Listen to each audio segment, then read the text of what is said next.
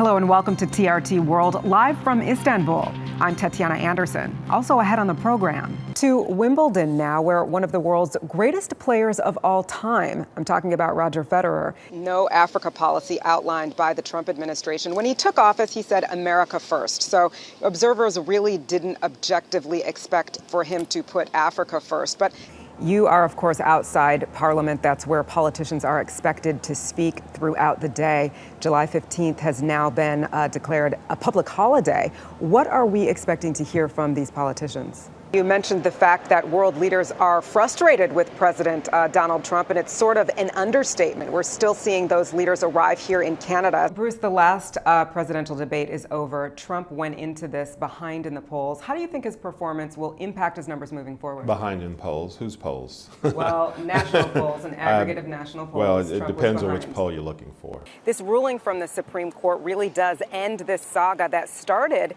just days after President Donald Trump took office back in 2017. Trump is on his first trip abroad. He's in Saudi Arabia. Is anyone in Washington really focusing on this international trip, or is this whole Russia scandal sort of dominating everyone's attention?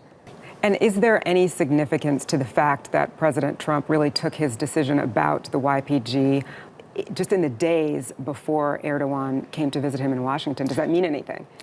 Let's make 2 points very clear, Tatiana. Number one, this decision was not made by Trump. We heard from the mothers of Black Americans who were killed by gun violence or by police this week at the Democratic National Convention. How important is it to highlight these issues when it comes to the modern day civil rights struggle?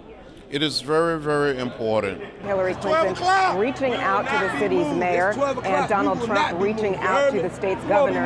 This is the message that people have here on the streets. They're very intent on getting that across. All of this happening, though, as state officials are working to get to the bottom of what happened. That is the news for now. Your headlines are up next.